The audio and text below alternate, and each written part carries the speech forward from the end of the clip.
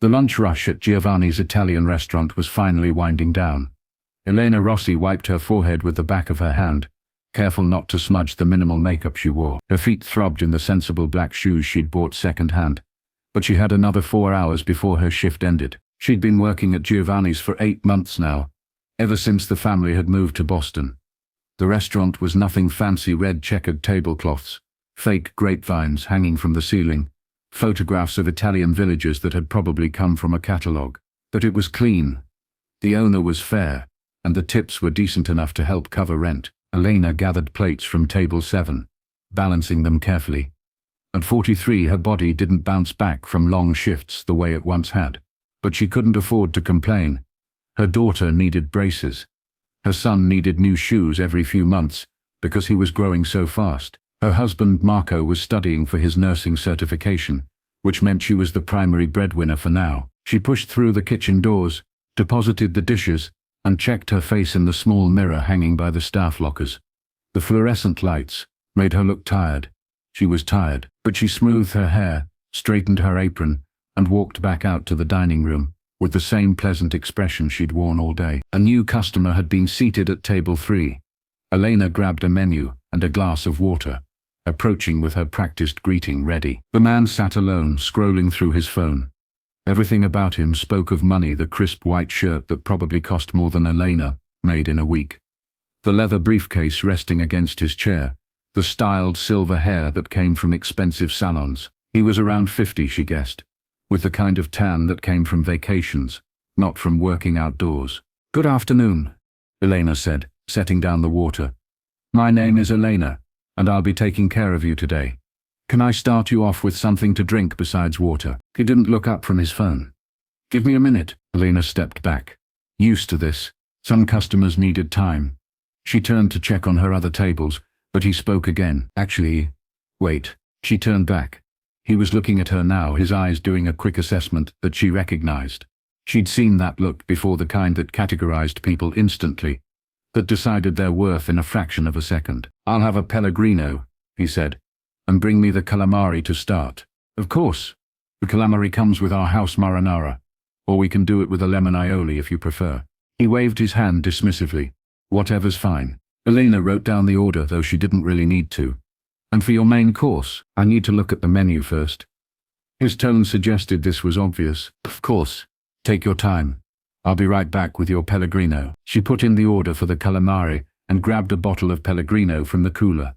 When she returned to the table, a woman had joined him.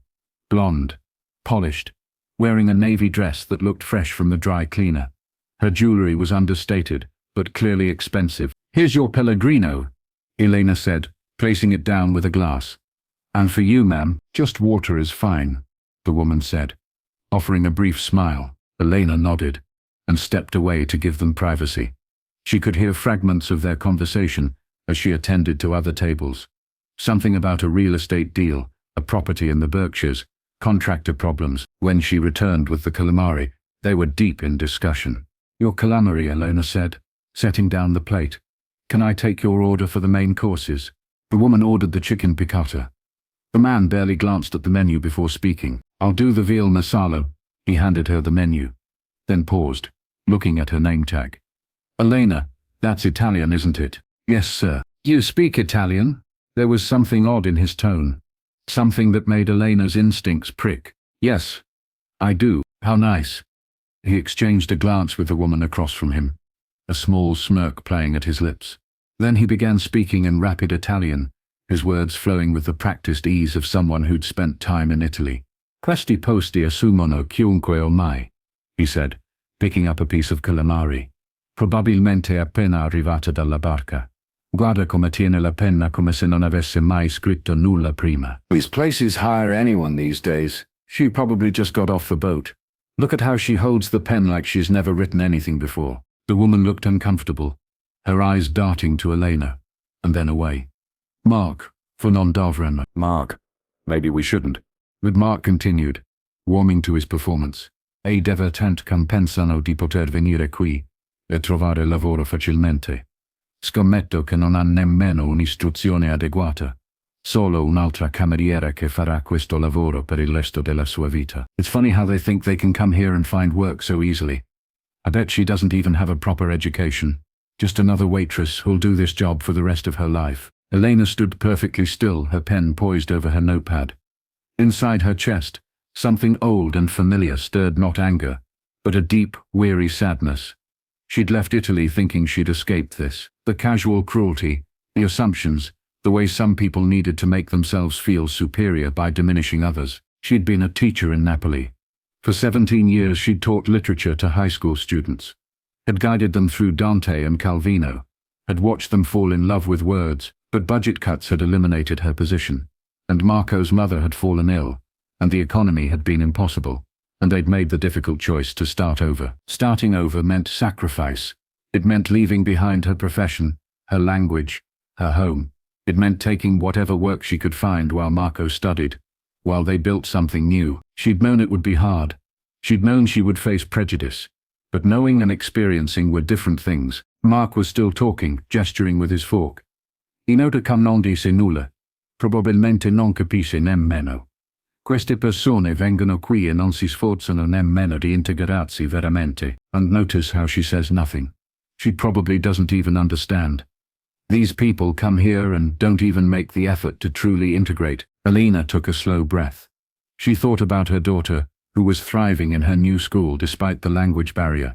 She thought about her son, who was learning to play baseball and spoke English with barely an accent now. She thought about Marco studying late into the night, determined to provide for their family. She thought about dignity, about choice, about what she would want her children to do in this moment. Then she spoke, her Italian clear and precise, each word enunciated with the care of someone who had taught language for nearly 2 decades.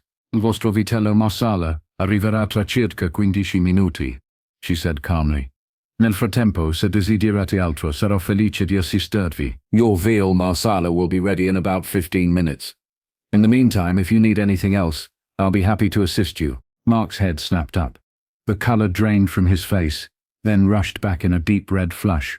His mouth opened, but no words came out. As Elena continued, her tone remaining professional and even. Per vostra informazione, ho capito ogni parola che avete detto.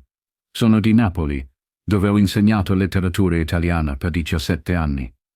Ho una laurea in lettere dall'Università Federico II. For your information, I understood every word you said. I'm from Naples, where I taught Italian literature for 17 years. I have a degree in literature from Federico II University. The woman had put down her fork, her face pale. Questo lavoro, Elena continued, gesturing around the restaurant, è quello che faccio adesso perché la mia famiglia ha avuto bisogno di ricominciare. Ma non definisce chi sono, proprio come il vostro vestito costoso non definisce voi. La differenza è che io ho imparato che il valore di una persona non si misura dal suo lavoro, ma da come tratta gli altri. This job is what I do now, because my family needed to start over.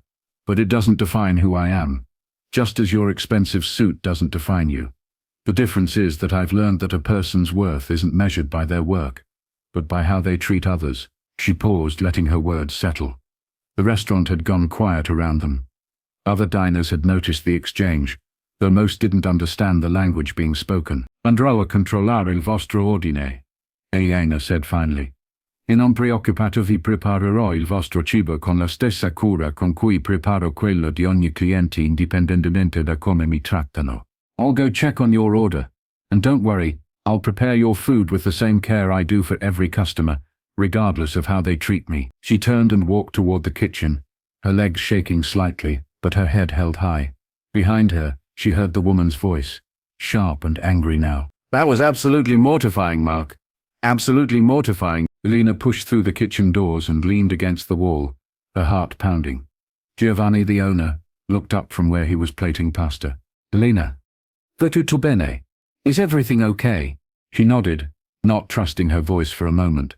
Giovanni had been kind to her from the beginning. He was from Calabria, originally, had come to America 40 years ago. He understood. Just a difficult customer, she managed. Giovanni's eyes narrowed. Someone give you trouble? It's handled. He studied her face, then nodded slowly. You're a good worker, Elena. Best I've had in years. You remember that? She smiled, grateful. Grazie, Giovanni. When she brought out their entrees 10 minutes later, the atmosphere at table 3 had changed completely. Mark sat stiffly, avoiding eye contact. The woman looked up as Elena approached. "Your chicken piccata," Elena said, placing it before her. "And the veal masala." "Thank you," the woman said quietly. Then, in careful Italian, "Mi dispiace per prima. Quello che ha detto mio collega era inaccettabile." "I'm sorry for earlier. What my colleague said was unacceptable." Elena nodded, acknowledging the apology. "Grace." Mark cleared his throat. "I also apologize. That was..." He struggled, switching to English. "There's no excuse for it. I was completely out of line." Elena looked at him directly for the first time since she'd responded. His discomfort was obvious. The way he couldn't quite meet her eyes, the tension in his shoulders. She could have made this worse for him. Part of her wanted to, but she thought about her children again. About the lessons she wanted to teach them. About the kind of person she wanted to be. Especially when others failed to be kind. "Thank you for the apology," she said simply. "Please enjoy your meal." She walked away, attending to her other tables. The lunch rush was over now. Just a handful of customers lingering over coffee and dessert. Elena moved through her routine, but her mind was elsewhere. She thought about how close she'd come to staying silent. How easy it would have been to pretend she didn't understand. To swallow the insult. To let it pass. She'd done that before in other situations. Sometimes silence felt safer, but silence also felt like surrender, like agreeing with their assessment of her worth. Mark and his colleague finished their meal quickly, speaking in low voices. When Elena brought the check, she found a 50% tip added to the credit card slip. She suspected it was from the woman, not Mark, but she accepted it without comment. As they left, the woman touched Elena's arm lightly. "Thank you for your grace," she said quietly. "You taught us both something today." After they were gone, Elena cleaned their table, her hands moving automatically. Another waitress, Jenny, came up beside her. "What was that all about?" "It looked intense." Elena folded the napkins carefully. "Just a misunderstanding. Looked like more than that." Elena smiled slightly.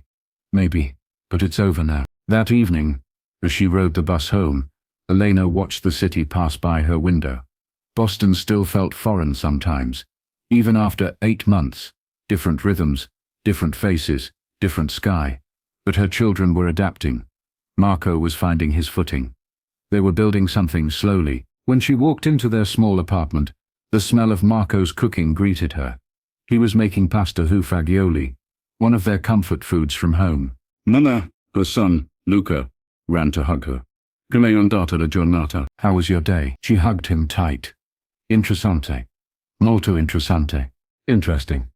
Very interesting." Over dinner, she told them what had happened, editing slightly for the children's sake, but keeping the essential truth. Marco listened with a furrowed brow, his protective instincts flaring. "He had no right to speak to you that way." "No, he didn't," Elena agreed. "But I had the right to respond, and I did." Her daughter, Sophia, who was 14 and understood more than she sometimes let on, asked, "Were you scared?" Elena considered the question. "No, not scared. But I was sad. Sad that someone would make assumptions about me based on my job. Sad that he felt the need to be cruel." "Are you glad you said something?" Sophia pressed. "Yes," Elena said without hesitation. "Because staying silent would have meant accepting his version of me. And I couldn't do that." Marco reached across the table and squeezed her hand. "I'm proud of you." Later, after the children were in bed, Elena and Marco sat together on their small balcony. The night was cool, the city lights spreading out below them. "Do you regret it?" Marco asked quietly. "Coming here? Starting over?" Elena thought about the question, really thought about it. Did she regret leaving her classroom, her students, the familiar streets of Napoli? Did she regret the long hours on her feet, the aching tiredness, the moments of humiliation like today? "No," she said finally. "Not the coming here part. This gives our children chances we couldn't give them there. But I hate that people see the work I do and think it's all I am. You know you're more than that." "I do know, but it still hurts when others don't see it." Marco was quiet for a moment. "What you did today, standing up for yourself, that took courage. Or pride," Elena said with a slight smile. "I'm not always sure which. Can't it be both?" She leaned against his shoulder. "Maybe. I just hope I handled it right. I could have stayed quiet. I could have been angrier. I don't know if what I did was the right thing. You responded with dignity, Marco said. You told the truth without being cruel back. That seems right to me. 3 weeks later, Elena was wiping down tables at the end of her shift when Giovanni called her into his small office. Elena, sit down. I have something to discuss with you. Her heart sank. Had there been a complaint? Had Mark called to make trouble for her? Giovanni must have seen her expression, because he smiled. No, it's good news.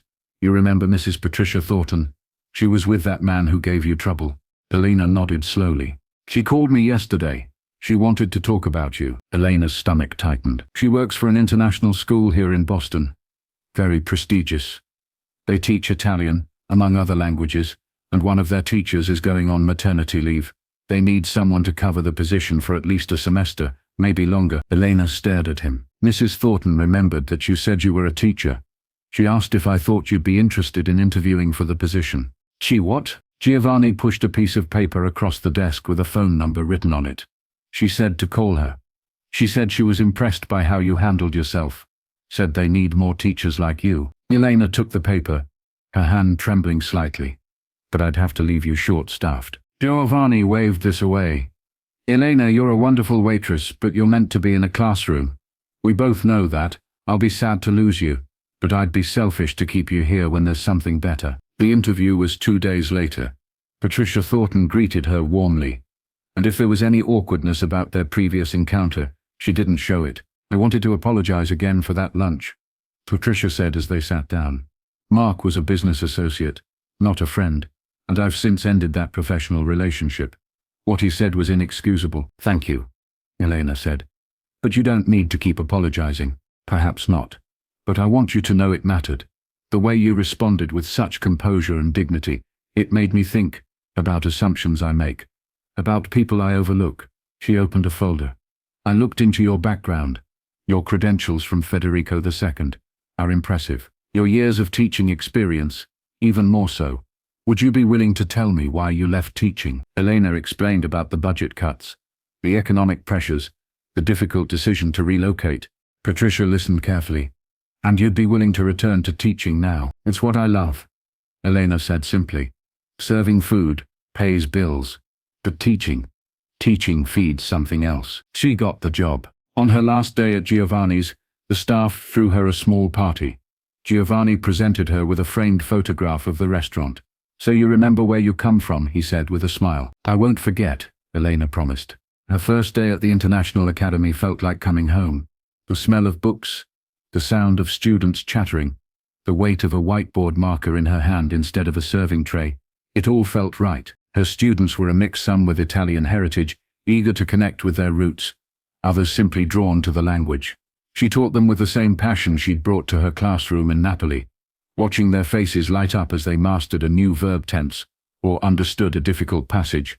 One afternoon, about a month into the semester, Patricia stopped by her classroom. How are you settling in? Wonderfully, Elena said honestly. Thank you again for this opportunity. Patricia leaned against the desk. I've been wanting to ask you something. That day at the restaurant, when Mark said those terrible things, why didn't you respond with anger? I would have. Elena thought about it. I was angry, she admitted, but I was also tired of being angry. Tired of letting other people's cruelty take up space in my heart. And I realized that responding with truth was more powerful than responding with anger. What do you mean? Anger would have confirmed what he already believed, that I was beneath him, that I didn't belong. But truth forced him to see me as a person, to confront his own assumptions. I can't control whether that changed him, but I could control how I represented myself. Patricia nodded slowly. You know, in education we talk a lot about teaching moments.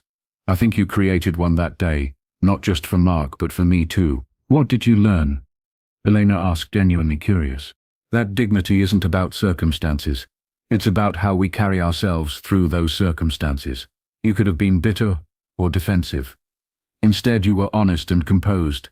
That's real strength. After Patricia left, Elena stood at her classroom window, looking out at the students crossing the courtyard below.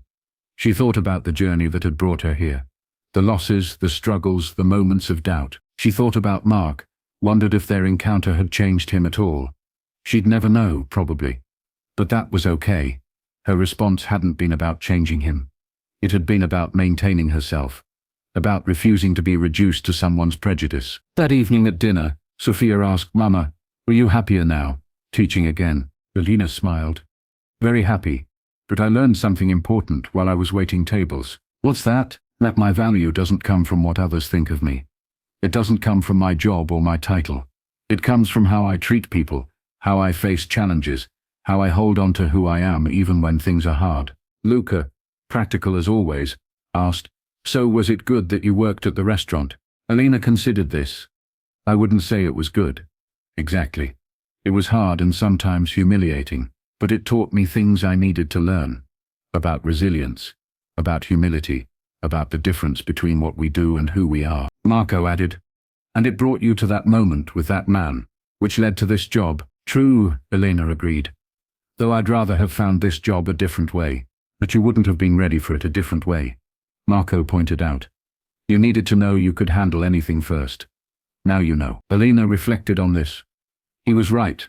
The restaurant job had stripped away her old identity, respected teacher, established professional, and forced her to find her worth in something deeper. When Mark had tried to humiliate her, she'd already done the internal work of knowing that his opinion couldn't touch her real value. That was the gift, though she never would have chosen it. Months passed. Elena thrived in her teaching position. The temporary role became permanent when the other teacher decided not to return. Sophia and Luca continued to adapt, their English growing stronger even as Elena made sure they didn't lose their Italian. Marco passed his nursing boards and got a job at a hospital. Their financial situation stabilized. They weren't wealthy, but they were comfortable. More importantly, they were content. One Saturday morning, Elena was grocery shopping when she saw a familiar figure in the produce section. Mark. He was alone, examining avocados with the same critical expression he'd worn in the restaurant. For a moment, Elena considered walking the other way, but something made her approach instead. "Excuse me," she said. He looked up, and recognition crossed his face immediately, along with embarrassment. "Hi." "Hello," he said awkwardly. Hello? Elena paused, then decided to be direct. "I wanted to tell you something. That day at the restaurant, what you said hurt, but responding to it helped me remember who I was. So in a strange way, thank you." Mark looked stunned. "I don't deserve your thanks. What I did was shameful." "You're right, it was," Elena agreed. "But I'm not thanking you for what you did. I'm thanking you for the opportunity to stand up for myself. I needed that." He was quiet for a moment. "Patricia told me she helped you get a teaching job." "She did. I'm very grateful to her." "I'm glad." He seemed to struggle with what to say next. "I think about that lunch sometimes, about the assumptions I made, about how wrong I was." "Do you think about it when you meet other people? When you're served by others?" Elena asked. The question hung between them. Mark met her eyes, and she saw something genuine there, discomfort, but also honesty. "I do," he said quietly. "I can't claim I'm a changed man from one encounter, but I'm more aware now of my assumptions, of my privilege, of the fact that everyone has a story I know nothing about." Elena nodded. "That's good. That's progress." "For what it's worth," Mark added, "I've been doing some volunteer work, teaching financial literacy to immigrants and refugees, trying to, I don't know, be less of an asshole, I guess." Elena almost smiled at his bluntness. "That's good too." They stood there for a moment, two people who had encountered each other at their worst, and were finding a way to acknowledge growth. "I really am sorry," Mark said. "Truly, I know," Elena replied. "I hope you keep learning. We all should." She moved on with her shopping, leaving him standing there. She didn't feel triumphant or vindicated. She just felt peaceful. The encounter had closed some loop she hadn't known was open. That evening, she told Marco about seeing Mark. "And you thanked him?" Marco asked, incredulous. "Not for being cruel," Elena explained. "For giving me a chance to be strong, to remember my worth. I needed that reminder, even if I hated how it came." "You're more generous than I would be," Elena shrugged. "Maybe. Or maybe I just don't want to carry anger around anymore. Life's too short." As the months turned into years, Elena's life in Boston became less about surviving and more about thriving.